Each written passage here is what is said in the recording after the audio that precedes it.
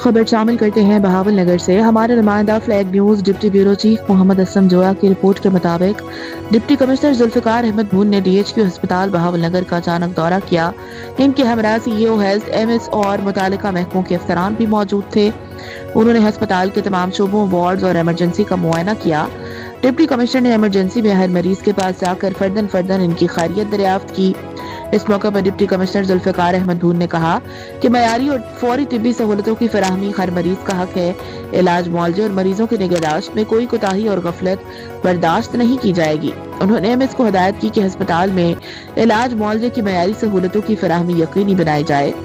Deputy commissioner Zulfiqar Ahmed Bhun نے ہسپتال میں ڈاکٹرز اور سٹاف کی حاضری بھی چیک کی اور ضلعی ہسپتال میں صفائی اور سیکیورٹی کا بھی جائزہ لیا۔